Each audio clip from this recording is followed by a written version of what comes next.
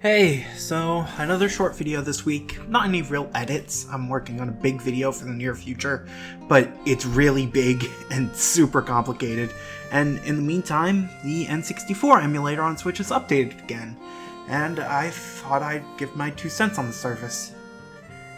In the past 4 or 5 months, the Nintendo Online expansion pack has become a somewhat better package, some more Sega Genesis games, confirmation of more free DLC including the frankly massive Mario Kart 8 Deluxe Booster Course Pass, and, of course, expanding the frankly pitiful N64 roster from launch, and making some updates to the games already included.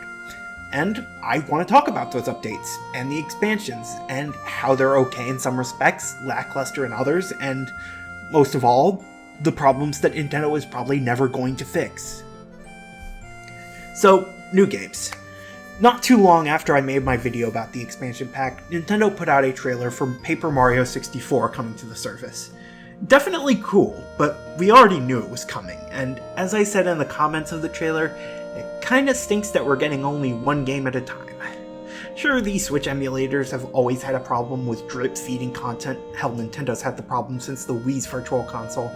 But at least usually we get waves of multiple games, even if it was just 2 or 3 at a time. With N64 Online, it seems like we're exclusively gonna get one game released per update, and that kinda sucks. I think I understand the logic at least. Nintendo 64 games are generally a lot bigger than, say, NES or SNES games. I mean, even in terms of just file size, the average SNES game was below 4 megabytes, and that was the minimum size for N64 cartridges. And the games themselves, while not always longer or more substantial, could definitely feel like they were. So you are probably going to get more value from one N64 game being released than 3 or 4 NES games, unless those NES games are, say, former region exclusives or extremely meaty RPGs. Plus, while the SNES and NES online libraries have what I would consider a lot of filler, titles that not a lot of people were begging to see on the platform, pretty much every update to the N64 online library has been a big-name, high-profile title. Is one Banjo-Kazooie worth 5 Jelly Boys? I don't know, but I can understand why Nintendo might prioritize things that way. The addition of games isn't the only thing that's made the N64 online service better, though. Nintendo has been putting out content fixes, though sometimes it's for problems they created. I don't have time to get into the nitty-gritty of everything, but Paper Mario 64 was very badly bugged when it launched for the service, with multiple data miners noting that the problems were entirely new additions for this version of the game. This has supposedly been fixed since then, as have the issues with reflections and fog, at least in Mario Kart 64 and Ocarina of Time. This means the big problem point everyone's been pointing to, the mini-boss room and the water temple, is now basically back to how it should be. So, problem solved, right? The emulator's good now? Well, no. In addition to there still being problems with the emulator, especially for certain games like lag and Yoshi's Story, there's still 2 fundamental issues that the emulator hasn't fixed, largely because they realistically can't be fixed. The first is pretty obvious. The controller mapping still doesn't make a whole lot of sense. Granted, this isn't necessarily something I can 100% fault Nintendo on. The N64 controller is an absurdly difficult controller, and trying to map things perfectly for every single game is probably impossible. The B and A buttons are in very different positions than any other Nintendo controller, the C buttons can either be 4 more face buttons or an additional directional input, and the 3 prongs means the Z button is in a very odd position. I can't blame Nintendo for not having a perfect controller mapping. But if that's the case, why not let the player remap it? Why try to stick an imperfect solution on and then try to force it at every game? Right now, the only possible fixes are to completely change the controller mapping across the whole system, or the real reason Nintendo will never put in a remapping option, to buy the official Nintendo 64 Switch controller. Because, that's why they didn't try to make it work, right? They just need to give people a reason to buy their dumb novelty controllers. They thought everyone with Nintendo Online would buy the NES and SNES controllers for those systems, and when they didn't, they just didn't bother trying to make the N64 mapping work so people would have to. And hey, it might have worked if the N64 emulation wasn't so all-around horrible at launch that it soured their own die-hard fans to the very idea of N64 on Switch. The second problem is a bit more subjective, I guess, but it's a problem that really bothers me. The N64 emulator should not try to raise the resolution, especially as much as it does. So, I touched on this some in my other video on the expansion pack, and I want to expand on it here, at least as much as I can when writing a script at fucking 11 PM and putting the video out maybe 11 hours later. So, the N64 games on Switch are rendered at 720p, sort of. It is technically 720p, but that's only really because there isn't a separate label for this quality of video in a 4:3 aspect ratio. Also, I say it's rendered at that resolution, but to be honest, I can't be 100% sure of that. I mean, I could maybe put a frame into Photoshop and try to count each line of pixels, but like, do I really need to go to that effort to verify the claim Nintendo is making? They say it's 720p, so let's accept it's all 720p. Except it isn't all 720p, is it? Okay, so it's pretty well documented that the N64 online emulator is essentially the exact same emulator as used in Mario 3D All-Stars, specifically for Mario 64.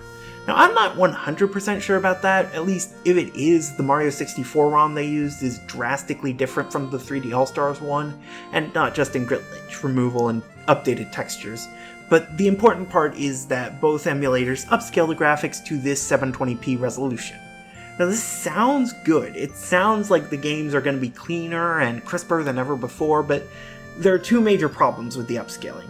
One 3D All-Stars fix that the online emulator just can't, and one that neither could fix, and they both center around the fact that the people making N64 games knew roughly what resolution the N64 could output.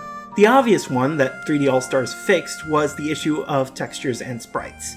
In 3D All-Stars, pretty much every 2D asset, be it a texture placed on a 3D object, a 2D object posing as a 3D one, or even a sprite in the UI, was given an upgraded upscale. This can be a little weird at first glance, with things like the text being far smoother than it ever looked in the original game, but it does honestly do wonders for making these elements blend in with the 3D models, which have all been automatically upscaled. Because ultimately, you can render 3D models at any resolution you want, as long as you have the technology. Sprites and textures are generally defined by pixels, with each individual pixel needing to have an assigned color in order to form the image, but models are defined by geometry and scale and distance. It's difficult to explain, especially as someone who isn't a developer, but it's pretty obvious just looking at how things ended up with N64 Online. See, when making N64 games, the developers pretty much exclusively included sprites at or below a certain level of quality, because they didn't need to make them HD or super clear, they would just end up compressed by the video output anyways. So, they kept them at a resolution that matches that output. And on an original N64, the quality for those 2D elements still matches the quality for the 3D models. Here though, on the Switch, because everything is getting pulled straight from the code and then displayed at a higher resolution, the models look crisper and sharper while the 2D elements look even more pixelated and out of place. The other problem with the upscaling is, well, the games weren't just illustrated for the lower resolution, they were programmed for it too. This includes elements like draw distance and rendering shortcuts. The N64 cartridges infamously didn't have a lot of storage space, and the console couldn't always render a lot at once, so things that were far away would be rendered in less detail with less polygons. The most noteworthy example is actually Mario 64 itself. One rather infamous shortcut the developers took was that when Mario was far enough away from the camera, his more detailed and fleshed out model was exchanged for the more primitive, clearly blockier model. You can even make this change happen in normal gameplay with the fight against King Bob-omb, which I will remind you is the first mission in the game. The problem is, what was far enough away to be unnoticeable on an N64 displaying at 240p isn't going to be far enough for, say, a Nintendo Switch displaying at 720p. Playing 3D All-Stars or N64 Online, that moment always hits me, like, wow, they really are just letting you see it in all its glory, huh? And Nintendo's not going to change this. They can't say, okay, we're dropping the resolution without it being an even bigger PR disaster, and they definitely can't get away with doing it quietly. And as much as they can do seemingly pointless changes to Paper Mario to make it crash, I doubt they're going to go through every single game and up-res every sprite, and adjust every draw distance.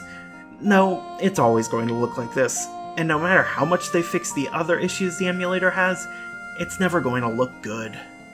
But hey, maybe that's a me problem. I just pray to God they don't try to force their inevitable GameCube emulator to always run in widescreen.